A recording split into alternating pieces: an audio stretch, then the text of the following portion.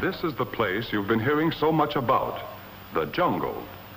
It's hot, it's sticky and uncomfortable, full of insects as well as the enemy. You can take care of the enemy. Your weapons and equipment are the best and you know how to use them.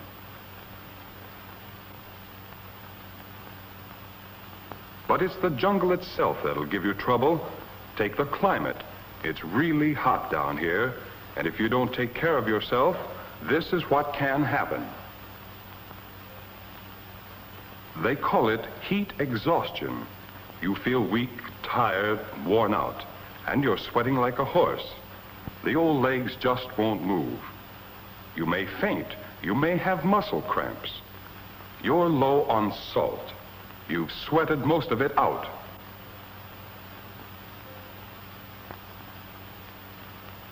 But you can prevent this.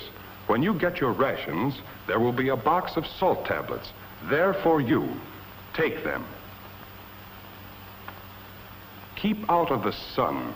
Stay in the shade as much as you can and keep that helmet on. Wear your clothes loose so the air can get inside.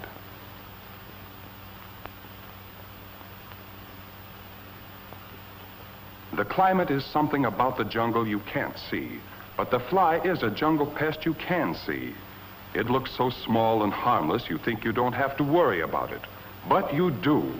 It breeds on filth and carries germs on its feet and in its mouth. These germs cause dysentery. This man is having severe belly cramps from dysentery. There's only one way to avoid diarrhea and dysentery. You've got to keep things clean and sterilized. No open plates of food for flies to leave their germs on. But dysentery is persistent. You've got to observe precautions all the time or it will get you. A little dirt, grease, or soap left in a mess kit can cause diarrhea or dysentery. That's why there are 3 cans used. 1 of hot soapy water and 2 of clear boiling rinse water. And I said boiling. Never assemble a mess kit until it's dry. The best way to get it dry is to let the air do it. And never leave open garbage for flies to breed on. Here's another place which can breed plenty of sickness if you're not careful. That's why you dig a straddle trench. Dig it 1 foot wide, 30 inches deep, and 6 to 8 feet long. That's where the flies pick up dysentery and diarrhea germs if you let them get at it. So when you're through using the straddle trench, cover your trail behind you completely. And when alone, dig a cat hole and be sure you cover it completely after using. Another way to get germs that cause diarrhea and dysentery is from impure water. Now, nobody's likely to take a chance on drinking stagnant water like this.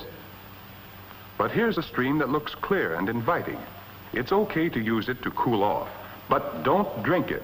Water out here is swimming with germs, millions of them, and they pack a nasty wallop if they ever get inside you. Don't ever drink water until you know it's safe. One way to make it safe for drinking is to boil it, but it must actually boil for at least 1 minute. There's something else you can do to make water fit to drink, and it's right in your individual first aid jungle kit, M2.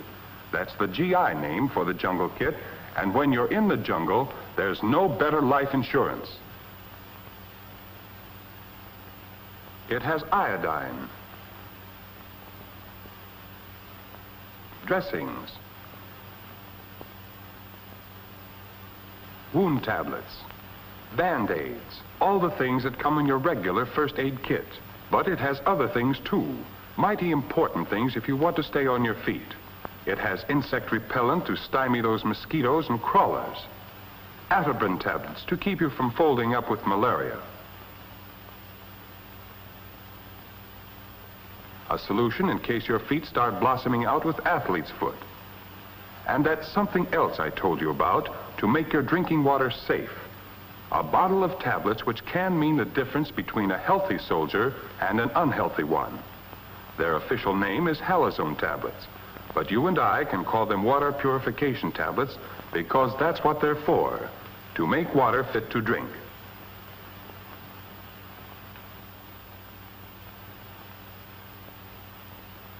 Two of these tablets are needed to kill the germs in a canteen full of water. But if the water's dirty or cloudy, you must use 4 of the tablets.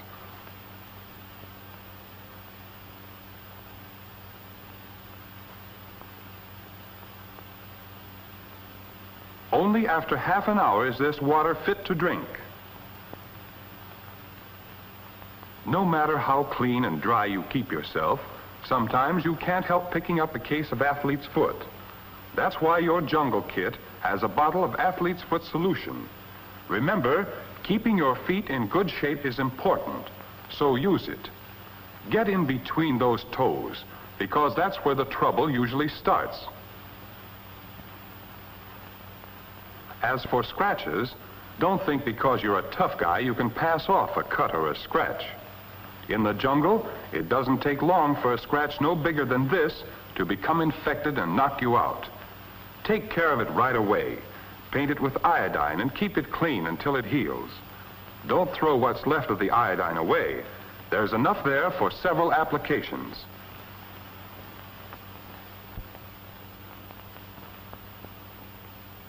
Your kit can also lend a hand if you run into something more serious.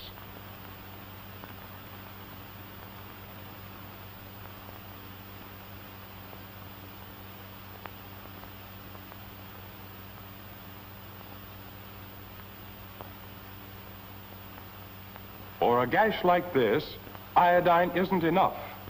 The thing to do here is stop the bleeding and use the dressing in your kit.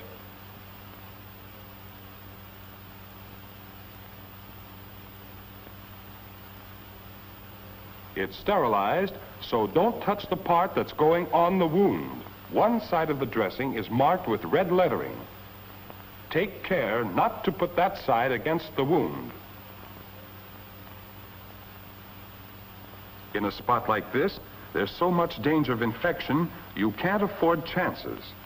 Your jungle kit has a packet of wound tablets, and the packet has instructions printed right on it. Read the instructions. They tell you to take all the tablets with plenty of water. And, of course, make sure the water is pure. There's just one time when you don't take these tablets. That's when you've got a belly wound. In that case, you take nothing. No pills, no water. We talked a while back about flies, but they're not the only insects in the jungle that can dish out misery. There are some other members of the trouble department. Ticks, centipedes, scorpions, leeches. You've also got to know how to protect yourselves from them. Suppose you're out on a jungle path. Suddenly you notice something on your leg, and you discover it's a tick. Don't try to knock it off or pick it off. The tick is a bloodsucker, and if you break off the head, you'll have an infected leg. Take the end of a lighted cigarette or a match and hold it near the tick. It'll pull out by itself when things get too hot.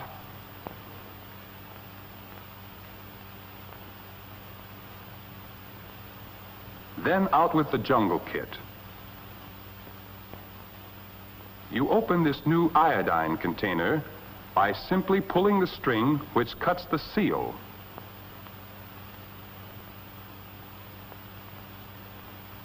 Touch the spot where the tick bored in with a drop of iodine. Wait until the iodine dries.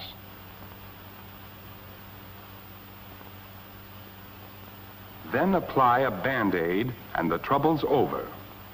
In the case of the leech, take care of him and his bite the same way. As for the scorpions and centipedes, a good thing to remember when you're in the field is that they like dark places. So shake out your blankets before you turn in for the night. And in the morning, check your shoes and clothing before you get dressed.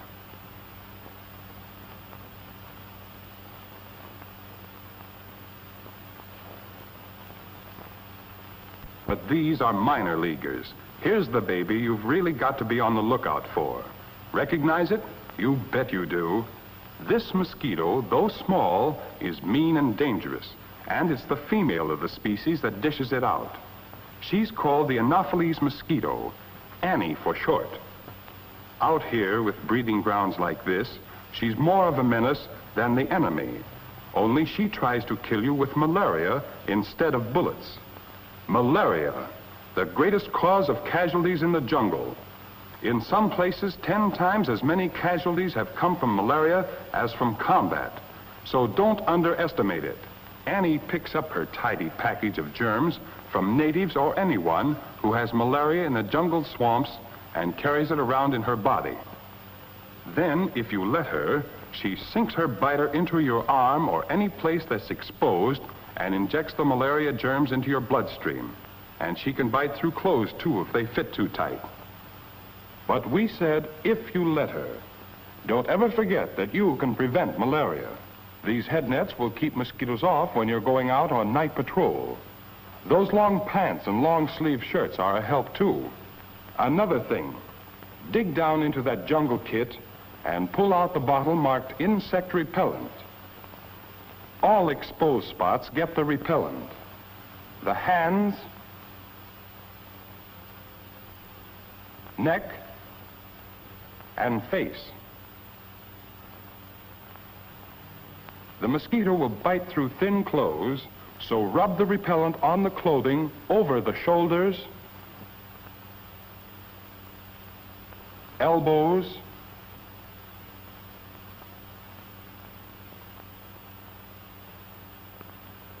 knees,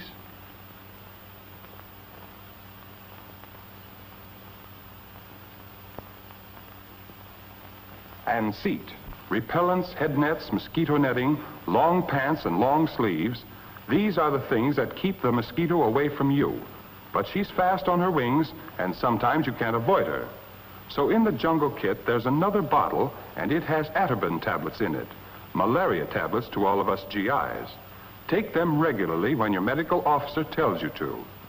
And don't think he's clowning, or you're liable to stumble around with malaria for a long time to come. One more thing about beating the jungle. Keep clean. If you can't find a stream to bathe in, take advantage of the rain that comes down almost every day.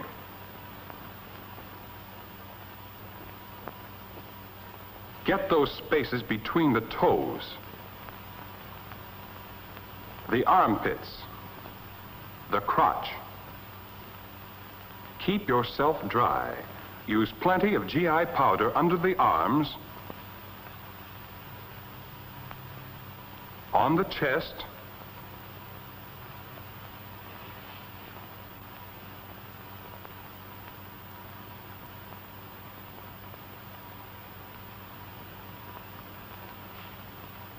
around the crotch, and on the feet. The idea is to stay dry and clean. It really isn't tough to stay on your feet in the jungle. You've got the best weapons in the world. You have that added insurance, your jungle kit. Iodine, Band-Aids and dressing, wound tablets, insect repellent, malaria tablets, athlete's foot solution, and water purification tablets. And you have a good head on your shoulders. Altogether, a neat combination. We're smart enough to beat the enemy. Let's be smart enough to beat the jungle.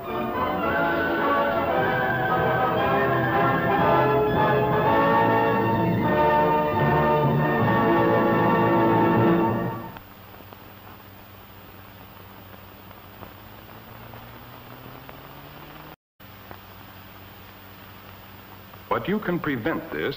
When you get your rations, there will be a box of salt tablets there for you. Take them.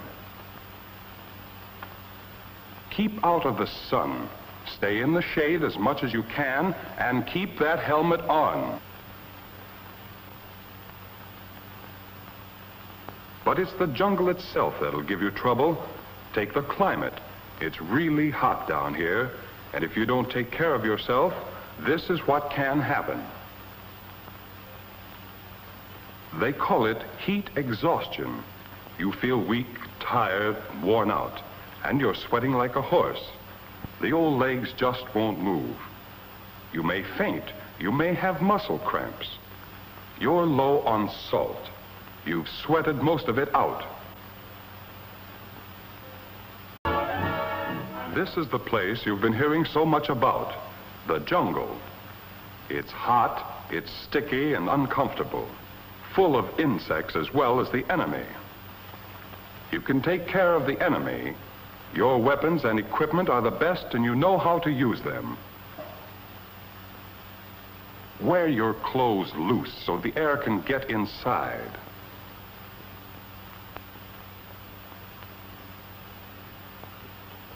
The climate is something about the jungle you can't see, but the fly is a jungle pest you can see.